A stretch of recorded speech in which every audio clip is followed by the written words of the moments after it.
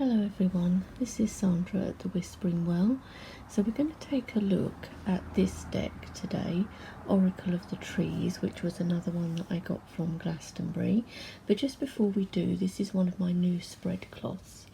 So we have the Tour, of course, and we have like the Chalice Well symbol, kind of. We've got the two intertwining circles and all this flowery, and it's actually quite sort of a greeny aqua colour that's not really showing up properly on camera, but it's really nice. So I bought this one from an Etsy shop, and I bought another one that's just the Tour, but they do other cloths too that are nothing to do with Glastonbury, but they do have quite a lot of Glastonbury themed ones.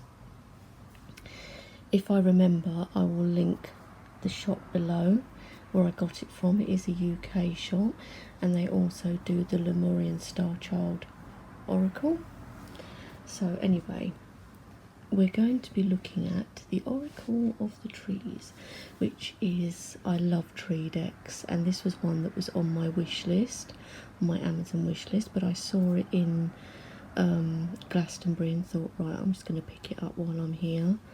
So this is written by Francesca Romana Valenti and illustrated by Mariuccia De Angio. I'm probably completely guessing that wrong, but it's a US Games deck, and on the back it says, Oracle of the Trees presents a global voyage among the sacred trees of numerous cults and cultures, past and present. This deck and book set expertly explores botanical wisdom from history, philosophy, myth, magic and spiritual traditions, revealing the profound role trees, real or imagined, have had in our lives. From these stories we learn how the tree can be understood as a bridge between man and the divine. The set includes 32 cards and a 156-page illustrated guidebook. Each tree's description includes botanical and historical information, symbology, keywords, meanings and advice. Instructions are also given for divination. Oracle of the Trees helps us discover our destiny by listening, as in the past, to what they are whispering to us. I love that. Discover our destiny by listening, as in the past, to what they are whispering to us. So yeah, so that's the box. These are the sides. It's the top. So really nice box, nice and sturdy. And as I said, it's US Games. So really nicely done. So this is the book. Quite a thickish little book. As it said, 156 pages.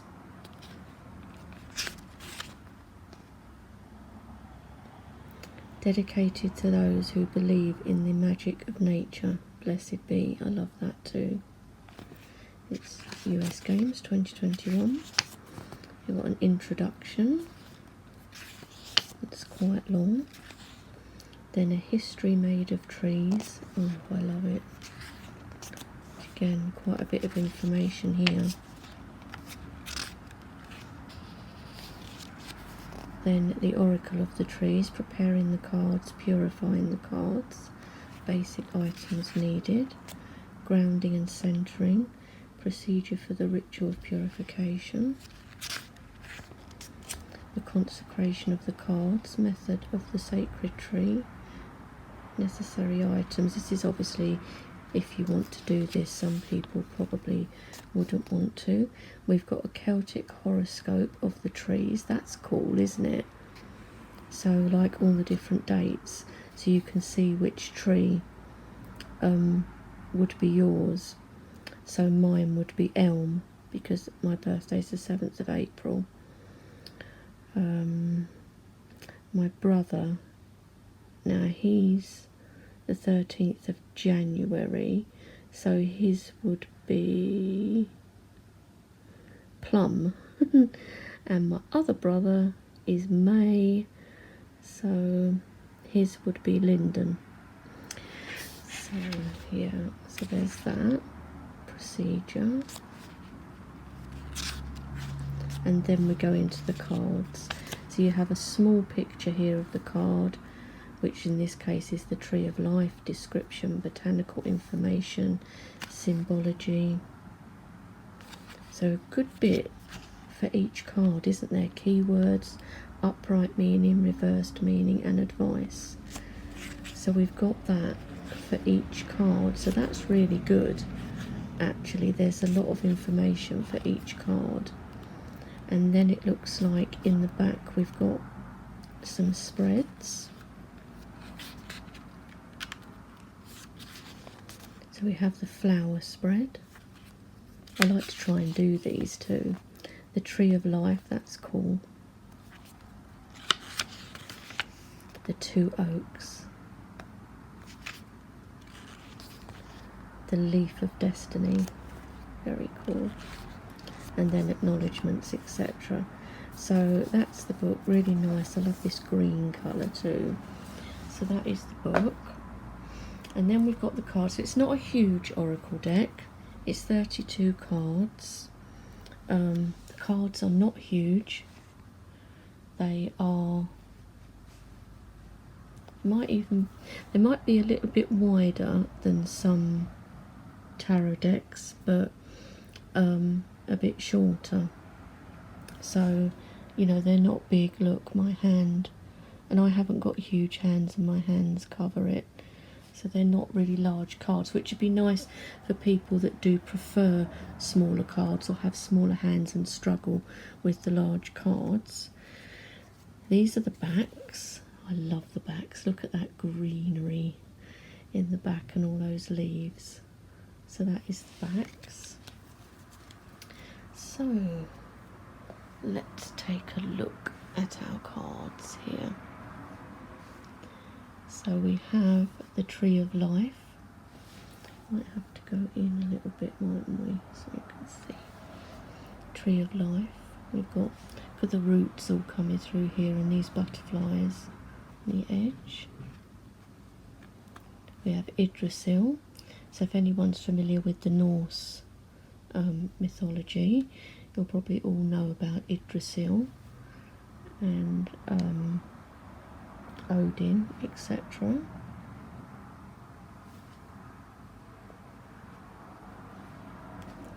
The maypole, that's different, isn't it, in a tree deck, to see a kind of children playing scene and houses and things.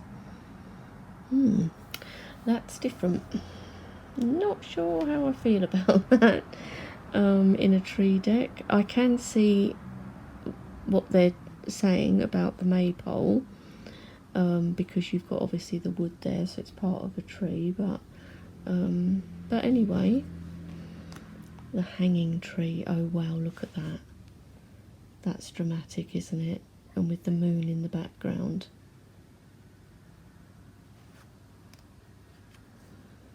The cemetery cypress. Again, these are quite different to other tree decks that I've got. The weeping willow. Got like a castle or something in the background, and then there are these birds.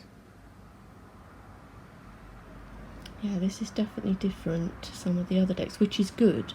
I'm glad, because, you know, some of the tree decks can be a bit samey, so I kind of try to look for something different, but I do like the tree decks, so even if they're not that different, I'll tend to get them anyway. So this is the fig tree. Look at this huge wolf here, and, you know, the two kids playing there. I wonder if, shall I look in the book for the fig tree and see what it says, because I'm wondering if, yes, I thought so. The famous she-wolf suckling Romulus and Remus beneath a fig tree heavy with ripe fruit. I thought it was going to be relating to Romulus and Remus, the two boys that were brought up by wolves. Yeah, when I saw that I thought, the tree of the desert. So it's going to be really interesting to read what it says about each of these cards, because you've got like the history and stuff for each one. So I think this is a really cool deck. Love this one, the Tree of Knowledge. So this is like harking back to Adam and Eve, isn't it? But look at all these lovely flowers. Really nice. Love it. The Dry Tree. Look at that, just standing on its own. And then you've got all these like buildings next to it too. Oh wow, look at this. The Hollow Tree with an owl inside it, and then water. Is it water coming down? Yeah. Oh, I like that. It looks like one of those like really old oak trees, doesn't it? The Pomegranate Tree. And that's from the cover of the book. The Oak Tree. I love oak trees. One of my favourites. The Bay Tree. Cool. The Olive Tree. Oh, look at this. It's like a broken statue or something. But it looks like two heads. You've got like a face here that looks a bit like a woman, but then there's like another head on top. See, this will be so interesting to read about these, because this deck is definitely different. Christmas Tree, that's a nice one too, isn't it? The Palm Tree. So it's not like, you know, some of the decks are based around the Ogham, so you just have the trees that are connected with each of the Oghams, whereas this is different. And I think I've got one other deck where it has lots of different trees in it from different countries and stuff even as well, which is really good. But this is different. The Judas Tree. Grapevines. And I haven't mentioned the cardstock, guys. It's lovely, of course. It's US Games, so it does have a sheen to it. It's not glossy, but does have that sheen to it. But it has that lovely buttery feel, and it's a nice sturdy cardstock, as you know, any of you that have got US Games decks will know. The Bodhi Tree. I might be saying that wrong. But isn't that cool with the Buddha sitting down there? It's like he's sitting on a lotus as well.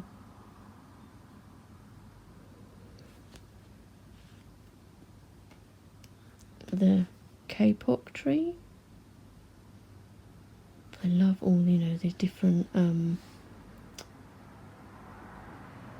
God, what word am I looking for? Like different peoples of different lands and stuff like this behind reminds me of like Incas or Aztecs, that type of thing. So the Peach Tree. So we've got what looks like a Japanese lady there. So we've got different races and things represented too, which is very cool in a tree deck. The Wishing Tree, love that, and that's on the front of the box. The Peridexian Tree. Wow, some of these honestly I've never even heard of, so this is excellent, and I love that dragon. The Tree of Zachem. I wonder if some of these things are in the Bible or something, because that'd be why I wouldn't know. God, is that's like, it's like heads or something hanging on that tree. Oh, that's like brutal, isn't it? This is what I mean. This will be so cool to read about these different things. The Tree of the Dead.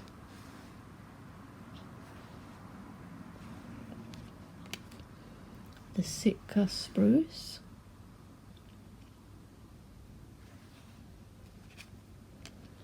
mistletoe, and of course mistletoe is a sacred herb of the Druids.